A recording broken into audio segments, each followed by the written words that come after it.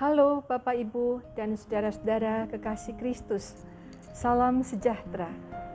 Kita bertemu lagi dalam pemahaman Alkitab tiap Rabu. Hari ini kita akan bersama membaca Alkitab dari Kitab Wahyu pasal 2 ayat 12 sampai 17. Saya ingin mengajak kita membuka Alkitab dan membacakannya bersama. Kepada jemaat di Pergamus, dan tuliskanlah kepada malaikat jemaat di Pergamus, inilah firman Dia yang memakai pedang yang tajam dan bermata dua. Aku tahu di mana engkau diam, yaitu di sana, di tempat tahta iblis, dan engkau berpegang kepada namaku, dan engkau tidak menyangkal imanmu kepadaku, juga tidak pada zaman Antipas, saksiku yang setia kepadaku, yang dibunuh di hadapan kamu, di mana iblis diam. Tetapi aku mempunyai beberapa keberatan terhadap engkau. Di antaramu ada beberapa orang yang menganut ajaran Bileam, yang memberi nasihat kepada Balak untuk menyesatkan orang Israel, supaya mereka makan persembahan berhala dan berbuat zina. Demikian juga ada padamu orang-orang yang berpegang pada ajaran pengikut Nikolaus. Sebab itu bertobatlah.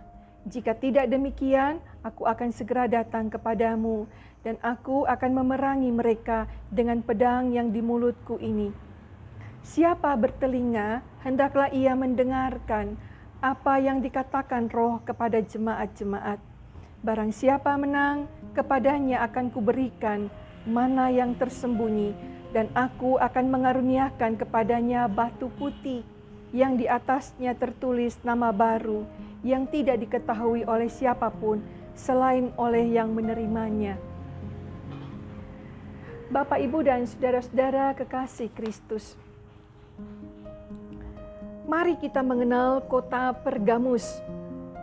Pergamus adalah ibu kota, pusat pemerintahan, simbol kekuasaan kekaisaran Romawi di Asia pada waktu itu.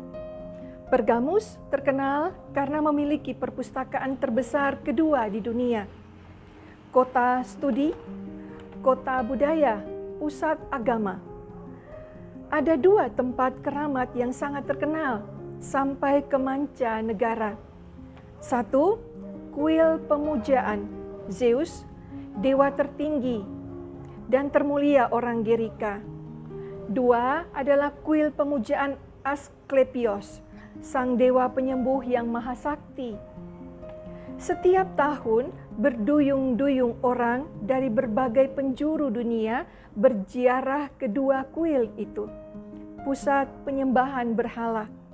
Sebegitu terkenalnya dan ramainya hingga Pergamus dikenal sebagai Laudersnya dunia lama. Sebenarnya praktik pemujaan berhala itu tidak 100% mengganggu iman orang Kristen pada waktu itu. Karena ritual pemujaan berhala itu ditujukan untuk mereka yang mempercayainya saja. Di balik dunia mengagumi kegiatan penyembahan para dewa di Pergamus, pemerintah Romawi merasa perlu membuat ritual pemujaan pada kaisar. Mengapa? Saudara, latar belakangnya, kekaisaran Romawi itu luas wilayahnya meliputi 3 benua. Dengan keberagaman suku bangsa, agama, bahasa, dan budaya. Satu-satunya pilihan yang bisa diterima dan dianggap masuk akal sebagai simbol keberagaman sekaligus lambang pemersatu adalah kaisar. Kaisar ditetapkan sebagai tokoh pemersatu sebab dia berjabatan tertinggi dan mulia. Kesetiaan kepada kaisar ini yang dimanfaatkan sebagai pengikat solidaritas seluruh warga dan diharapkan bisa mengatasi keberagaman tanpa menghilangkan perbedaan di antara warga sendiri. Untuk itu, setahun sekali pada tanggal yang ditetapkan, setiap warga negara Roma diwajibkan datang ke kuil pemujaan kaisar terdekat. Di depan patung sang kaisar, warga mengambil sikap hormat, memberikan dupa sambil mengucapkan, "Kaisar adalah Kurios." Setelah itu, warga memperoleh kartu bukti telah melakukan kewajiban nasional. Tanda warga yang setia, royal pada kaisar. Silakan kembali pada agamamu dan beraktivitas sebagaimana biasa. Saudara, sekilas kultus pemujaan pada kaisar ini sederhana, tidak berlebihan. Sengaja dibuat demikian supaya tidak berkesan berlebihan dan tidak memancing perlawanan dari berbagai pihak. Teorinya tampak beradab, toleran, dan tidak memberi kesan jahat, tidak memaksa, tidak mengganggu iman, bahkan lebih berkesan seperti upacara hari raya nasional biasa. Sekarang soal mengucapkan kaisar adalah Kurios. Saudara, istilah Kurios itu berarti Tuhan. Bisa juga berarti tuan. Sama seperti kata Herr dalam bahasa Jerman, artinya Tuhan. Bisa juga berarti tuan. Atau istilah Gusti dalam bahasa Jawa. Biasa ditujukan pada Tuhan, tapi juga berarti tuan pada manusia. Saudara, banyak orang Kristen pada waktu itu memilih bersikap luas. Buat mereka, ikuti saja aturan kaisar. Bukankah orang Kristen mesti taat pada negara dan hormat pada kaisar? Secara rasional, yang penting apa yang ada di hati, bukan yang diucapkan di mulut. Bagi mereka, sekalipun aku berlutut di depan patung raja pun, yang penting hatiku menyembah Tuhan. Inilah orang-orang yang luas, orang-orang fleksibel yang selalu ada pada segala zaman. Demi survive, mereka memisahkan antara sikap atau tindakan dengan hati. Saudara-saudaraku, bukankah tindakan menggambarkan isi hati? Alkitab dengan tegas mengatakan, kuatkan dan teguhkanlah hatimu. Yosua pasal 1 ayat 7. Apa yang di hati itu harus menjadi dasar, prinsip yang kuat dan teguh sehingga bisa ditibakan pada tindakanmu, bukan? Bagi orang dengan 1001 wajah, mereka memisahkan antara hati yang adalah pusat motor penggerak itu diturunkan derajatnya, dikemas dalam baju topeng agar survive. Faktanya, mereka memang berhasil dalam karier dan dalam usaha.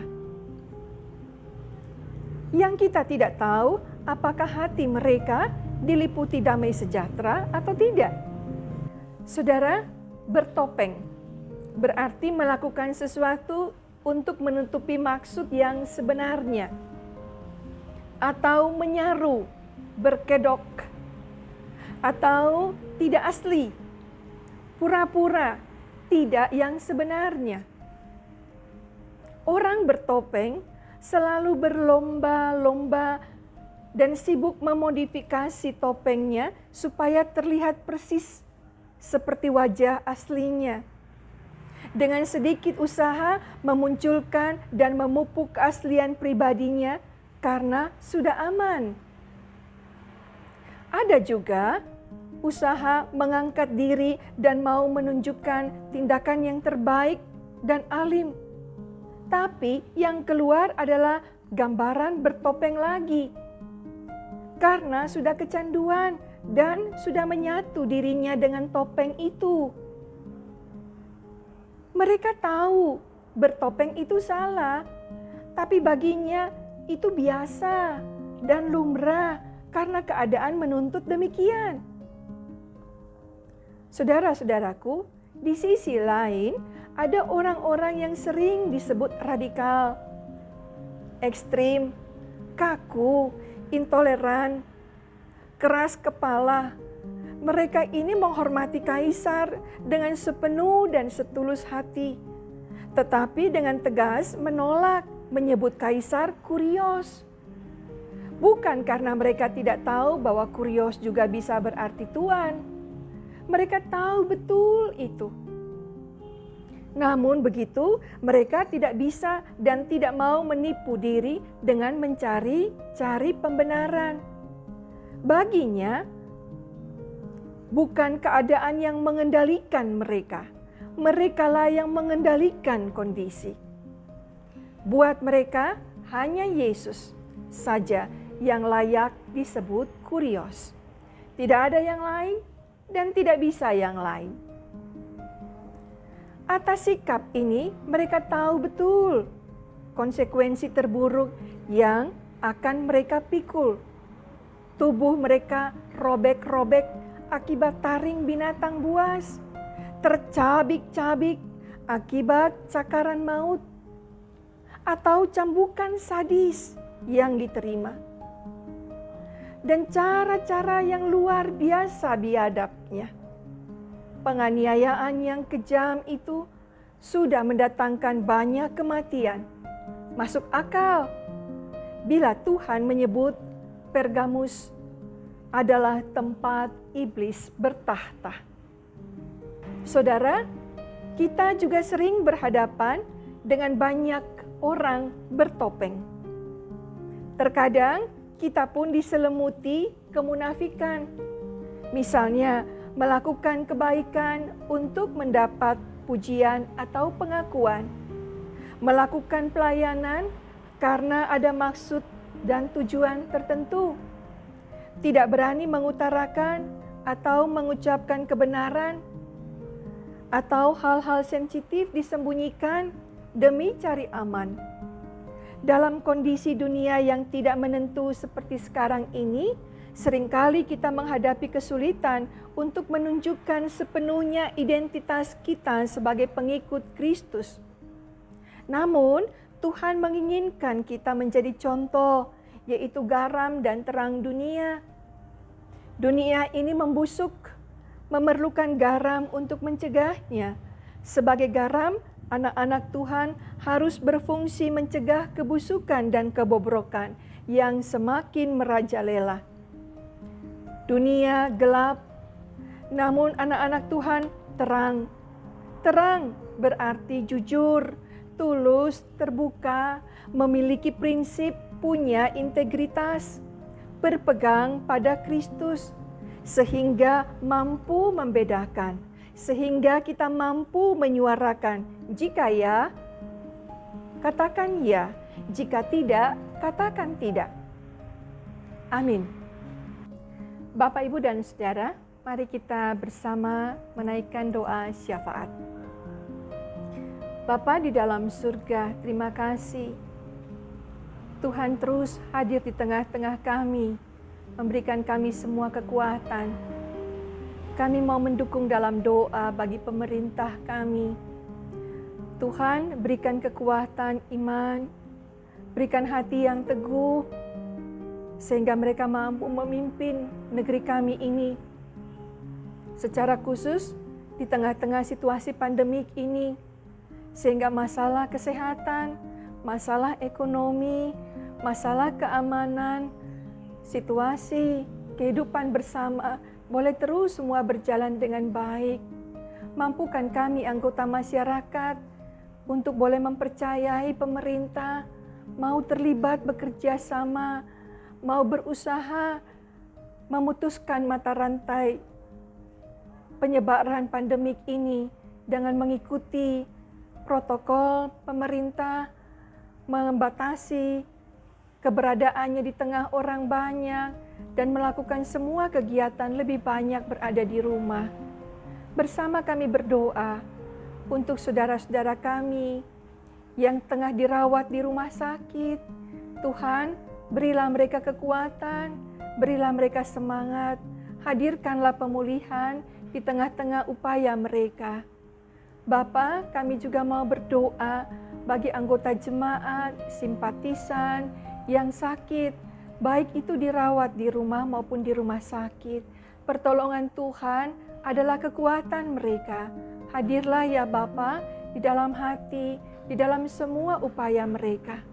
Kami bersyukur di tengah-tengah situasi pandemik ini, kami boleh tetap melakukan semua kegiatan di tengah keluarga. Meskipun ada beberapa hal yang dibatasi, aktivitas di luar rumah, tetapi kami masih dapat melakukan kegiatan kami di tengah-tengah keluarga. Sekalipun terbatas, kami dapat terus melakukannya itu dengan baik. Terima kasih Bapa, kami juga mau menyerahkan seluruh kegiatan kami malam ini, hari-hari kami ke depan, dalam pertolongan, dalam pimpinan Tuhan. Terpujilah namamu Yesus Kristus. Amin. Bapak, Ibu, dan Saudara, demikianlah pemahaman Alkitab Rabu pada hari ini. Tetaplah di rumah, tetap sehat dan tetap semangat. Tetap beraktivitas sebagaimana biasa, karena Tuhan akan terus menyertai kita. Kita pun melakukan hal-hal yang terbaik untuk keluarga, untuk masyarakat, untuk orang-orang di sekeliling kita. Tuhan Yesus memberkati kita semua. Salam sejahtera.